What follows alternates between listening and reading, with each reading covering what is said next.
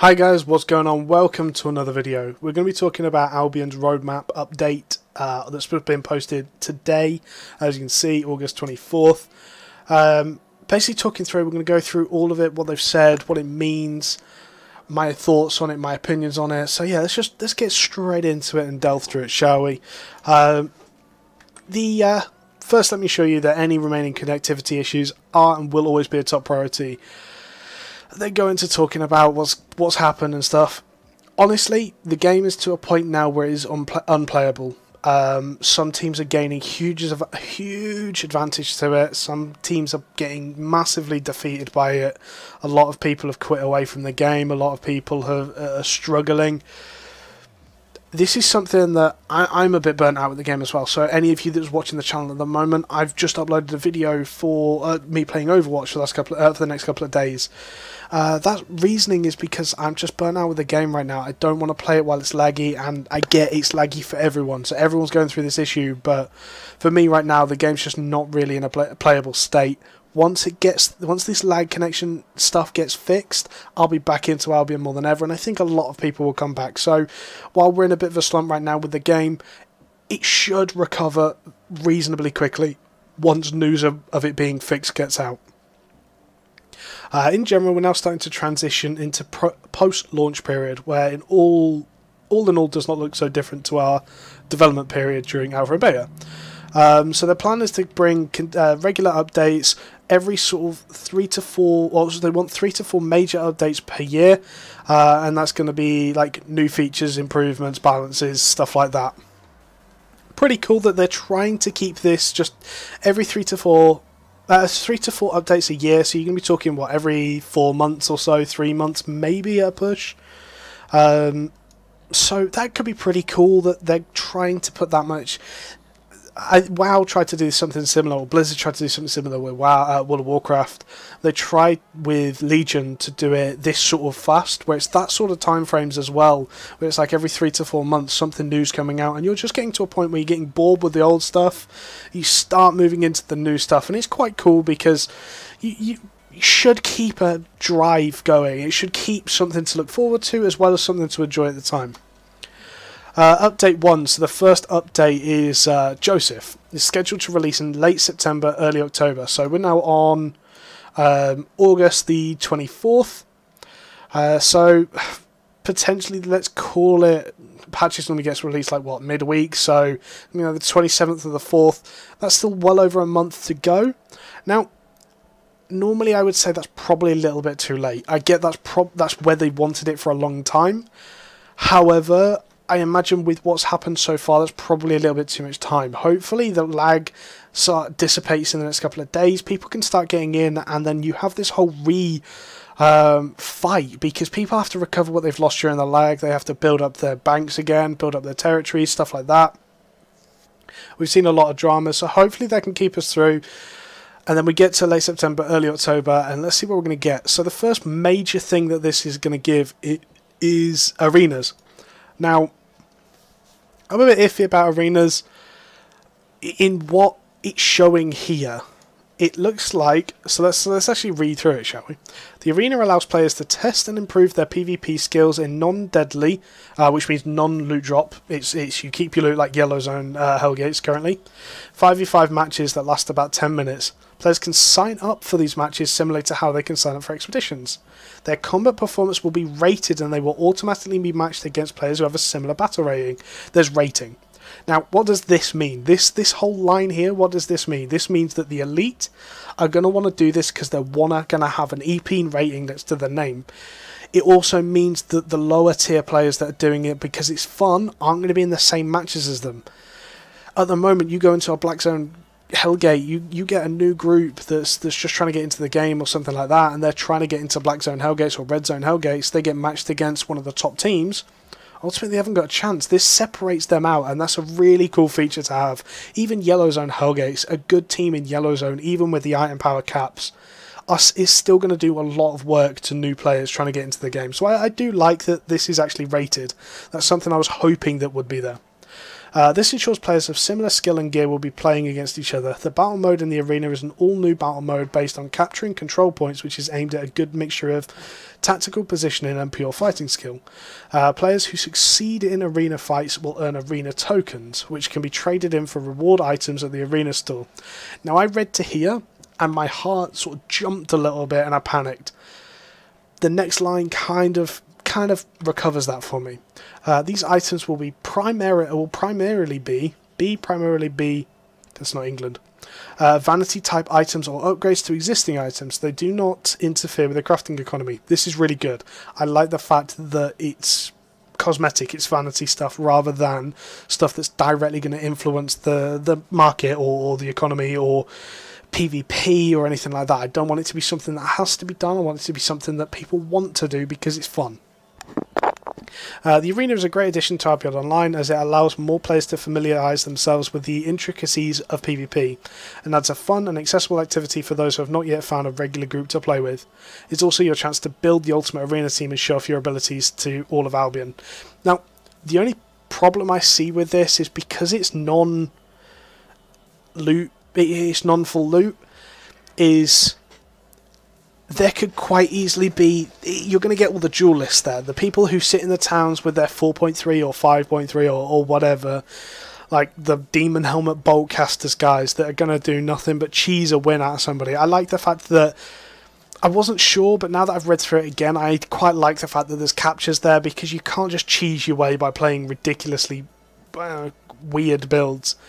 But yeah, so all in all, I think arenas are going to be a great thing. It allows the elitist players, the big players, the top players to do something that gives them a bit of an EP and somewhere to show off how good they are. And then you get the bottom end players, the newer players that come in and have a chance to try the game with players like at a similar skill level. So that's quite cool. New relic lockers for silver territories. Looks pretty cool. I like that. I like the little tomb one. Relic locker locations. Hourly chests are turned into silver territories. Silver territories still contain a relic locker, but in addition they continuously spawn lootable silver and a few high-value special mobs within the unrestricted PvP zone surrounding the locker. This adds a great reason to fight over these locations, even if the treasure itself isn't currently spawned. That's really cool. So it gives something that, like, while the lockers are still hourly, you're still going to want to go there hourly to pick up the chest. It gives that area a reason to go to outside of just outside of the hour. It's a pretty cool thing. It means that it's just going to incite open world PvP, and that's really cool. As long as open world is stable, and they do talk about that in a little bit of detail further below. So we're gonna we'll get to that in a second. But yeah, I quite like this. I think it's a cool feature. Dungeons and fixed mob camps receive a significant boost in the amount of loot chests found there. This should make them more attractive to explore when compared to random camps. I want dungeons to be efficient. I want mob camps to have the chests. I'm not going to say no to having more chests around, but ultimately I think this can be cheesed. If there's going to be a loaded chest running around in a dungeon, you could get one person that just runs around picking up chests, which, I mean, I suppose is a tactic. We're adding 2 new T6 expeditions. Thank the Lord. However, there's no T7 and T8. Where are they at? Which should make things more interesting for those of players who have continuously been farming the Fungicide expedition. At the moment, there's only 1 T6 expedition, and honestly, I could do that thing with my eyes closed now. Someone in our guild uses a royal flipping everything, and it's the most annoying thing in the world to go and farm sigils like once a day. I just don't want to do that expedition anymore. T7 and T8 expeditions need to be introduced to the game, though. You can't just have the T7 and T8 sigils only available through a daily T6 expedition. It's just not a good move. Or take the daily thing off the T6 expeditions, allow people to farm them. Essences can be farmed from essence spirits and can be used to enhance the strength of potions. Now, I like this, and I don't. Now, Essence Spirits has been something in the game since at least Beta 3, I don't know before that, but no one's really used them because Essence was just completely pointless. People didn't really have much use for it. but can be used to enhance the strength of potions. Potions at the moment came in with the potion rework, and sticky potions, gigantify potions, even now poison potions are coming in, and they are so strong that they are able to single-handedly, one good potion can change the tide of a fight.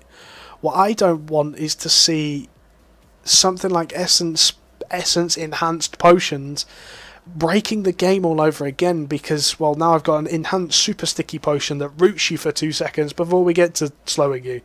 Like, things like that could potentially ruin 5v5 PvP, so they need to be really careful about the balance with these. New abilities can be found on several weapon lines, still missing abilities. That's pretty cool. New abilities in the game is just going to shake up the meta entirely, because one weapon will just pick up a ability that's really good, and then something else will be in there to counter it. We'll just shake up the meta, which will be good, because by then people are going to be looking for other things to play. The UI has been improved in various ways, including the following UIs have been converted to the new style. No idea what that means, but there's new UI stuff. Awesome. However, flipping smart casting can now be enabled in the options. Thank God. So many weapons I've wanted to play. Spear. I wanted to play Spear with Lunging Strike and Spirit Hunter, but I don't like the flipping clicky stuff. Just smart. I'm going to re-roll 8,000 times come this patch with all these different weapons that I'm going to want to smart cast on. Really cool thing to be able to smart cast. I really do like that. Sortable guild member list. This is just a quality of life thing, but honestly it's a really nice change. Health bars in mobs for mobs in combat to make it easier to see which mob to focus. Such a cool thing. It's a quality of life thing, but makes it it's such a good change. Auto reject options for party and trade. I'm just going to end up leaving one of these on by accident. It's going to annoy me, but still a quality of life thing for people. It's a pretty cool change. Improved display of buffs and debuffs. This is really good. This is necessary for PvP. The amount of times where we've been killing someone, they've had living armor on them, and outside of the actual like the look of them having the living armor, I can't think of the word. Outside of having the living armor effect on them visually, you can't actually see the buff on them because they've got enough buffs. Like, having this improved display could be a pretty cool feature. An auto-learning feature for Destiny board, which allows you to automatically spend LP on any achievements where you meet the LP threshold. This is really cool. So hopefully this means that I can put it into, like, okay, I want my Frost Staff level and specialization to use LP as soon as it gets to the 30% marker. That could be really cool. Combat and item balance is being reviewed, and significant balance adjustments will come with Joseph. We're focused on adjustments to the strongest and weakest meta items. In addition, we are reviewing the sustainability from healing in team fights, the mount speed progression, and we will be reducing the effectiveness of sticky potions needed. So in this, they've told us mount speed progression, which probably tells me that later on mounts are going to be a lot better than the earlier mounts. You should be rewarded by using these tier 8, T7 mounts, not just using T4 ones because it's just cheap. Sustainability from healing in team fights. I'm not sure what they mean by this, whether they mean the healers can last too long.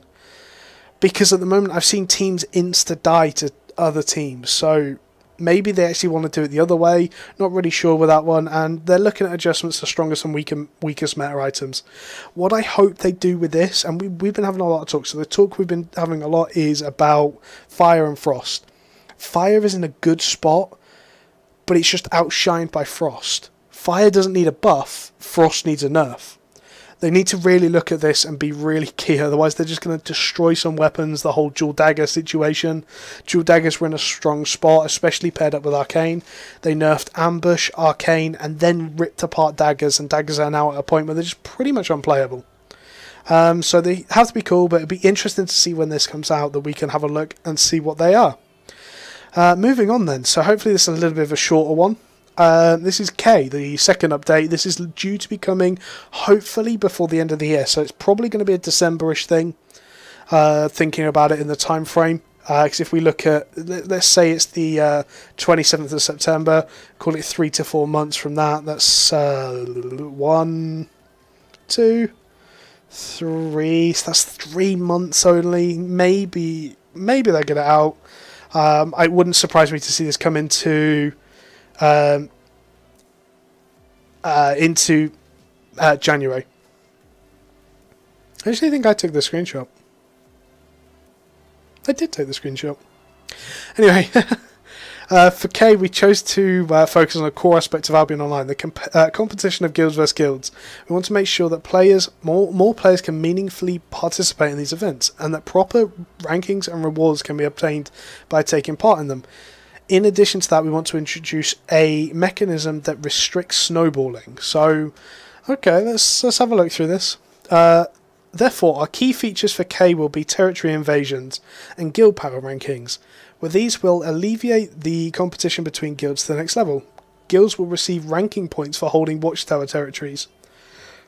Okay, I don't like the way this is going. I'm just going to throw that out there. So arenas, I like the idea of it. It allows the top players to have their own sort of bracket and the lower players to have their own. If you're getting into guild vs guild, guild vs guild is supposed to be the hardest content. It's supposed to be where you send your elite warriors out to go and fight for your guild. So, okay, let's see where this goes. These ranking points are used to establish a global guild ranking that shows which guild truly is the king of Albion. Okay, at regular intervals, this ranking is reset. Whoa, hold on.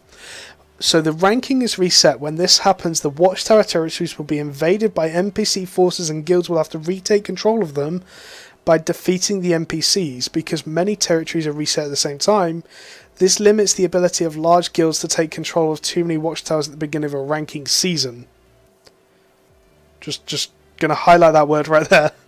The winning of a ranking season will be known all across Albion as the time after their victory will be declared the age of, and then whatever guild name. In addition, everyone who participated will also have access to various powerful rewards, including some all new and awesome battle mounts. These mounts have abilities which make them extremely desirable to use in large-scale battle operations in the open world. We also hope to include... So I'm going to come back and talk about this. Please don't think that I'm going to pass over this. This is huge. This is bad and good and weird. But I'm just going to read through this a second. We also hope to include territory raiding in the K update. Territory raiding allows players to steal some of the owning guild's reward points income by killing all the guards in a watchtower territory, thus replenishing them with their own racketeers, which need to be cleared by the owning guild to return the territory to full productivity. This adds an anytime open world PvP activity for all guilds, including those who do not own a territory, allowing them to participate in the power ranking. Of course, you can always kill another guild's racketeers as well to replace them with your own. Now, okay, I like this significantly more. So, this encourages Zerg v Zerg a lot. This is going to be, you look at Arch. So I'm not talking bad about Arch before anyone shoots me down. I'm just going to say Arch has 8,500 members. If 20 of them went to every territory, you've probably not got enough territories to hold them all. Like, yeah? So they could take every single watchtower on the map by just 20 players. That's excessively strange. And you don't need... You can clear a territory's guards with 5 people, realistically. It's not hard. I like the fact that... So, this adds an anytime PvP, world PvP activity, including those who do not own a territory. This means guilds like... So I'm going to talk about Grief. Grief for a guild that is open world. They're not really into doing GVGs. They're there to do like pug hellgates. You've got elite players that can play together, open world stuff. They want to go ganking. I don't think they're around too much more, but that's what they were in Beta 3.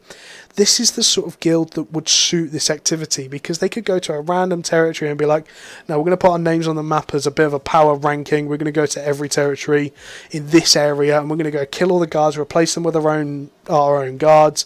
And we're going to keep moving around and doing that, which they will come up against some resistance, and then it starts a World v World. World v World, Zerg v Zerg, and that's a pretty cool idea. I think I like this one, however it does very much suit Zerg v Zerg. 100%, because ultimately you can only fight so many people with... A guild of 100 can only fight 8,500 for so long. It's just you're not going to be able to hold all of them off. In terms of the territory invasions, they're trying to do seasons, and I get it. So, like, say every 6 weeks, or no, not 6 weeks, every like 2 weeks maybe would be a good timing. But everything gets reset, you go out again. However, they're doing it by NPCs. Now, what happens here is Watchtower NPCs will be invaded by NPC forces, and guilds will have to retake control of them by defeating the NPCs. This just means one guild or one alliance. Again, we're going to use the Arch scenario. They're a huge alliance. They could zerg round and just take every single Watchtower, because they're going to kill the NPC forces so fast that they take the Watchtower and move on to the next one, or they spread their forces around. They're going to get some fights for it, but ultimately it just encourages Zerg v Zerg. So I'm not really sure how I feel about this. As someone who wants to play in a smallish guild, it kind of doesn't seem like it suits to me particularly well. I like the idea of the seasons. I like the idea of, look, this is our time to shine. We've done well this time. I like the fact that there's mounts, it's vanity, there's a reward to it. I like all of this. I don't like the NPC forces thing. I think the best way to do it would be make it like, I don't know, make it an event where, like, at the territory spawn time. So, random territory spawns up at, I don't know, 2000 UTC. So I can go into that territory at that time and kill the forces. It kind of gives a timer then, rather than just an anytime open world thing that people can just walk into. Again, this is a long way off. Things could change. Things could not be completely described here. So it's interesting to see. Maybe we'll see what happens there, but interesting to see. They've got some good ideas at least. We will significantly increase the performance of large-scale battles. And this is what I was talking about earlier. So the other key topic we've identified for K is Albion's performance. To make the open world battles resulting from the above features as enjoyable as possible, we've made combat performance a priority. We aim to significantly increase the performance of large-scale battles. This is something that needs to happen, because ultimately at the moment they're kind of doing turn-based open world PvP. Oh, there was a group running around, I can't remember who was doing it, that was running around with 10 Great Frost Staffs, because they know if they all dropped hail at the same time, it would lag someone out enough that they would just stand in the hail and die. And it was a cheesy tactic, but ultimately if it works, right? So I think it's cool that they've got all these open world weapons, things like brimstone staffs. That's a great thing, but you have to be able to react to where people are and be able to use it properly. So we'll see what happens with it.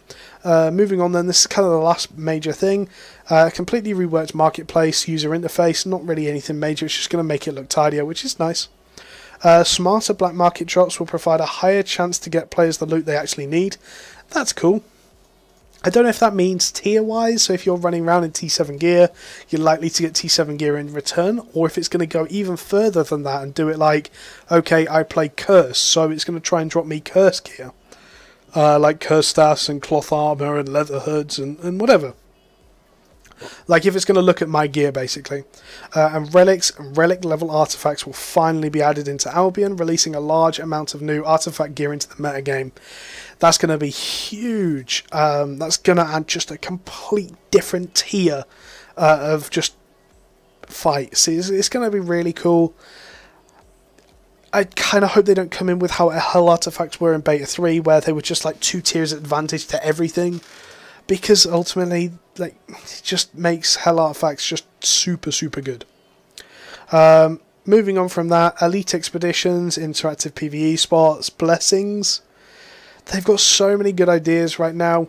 They've got so many good ideas, and I like it. I just want to see it in. I want to see things happening. So, hope you've enjoyed this video. It's a bit of a long one, so I apologise for that. But yeah, so this is the roadmap. I'll put a link in the description for you guys. Go and have a look, check it out. If you like it, give it a like. If you don't like it, tell me your reasons why. What aren't you looking forward to? Other than that, like, comment, subscribe onto the videos, and catch you later, guys. Goodbye.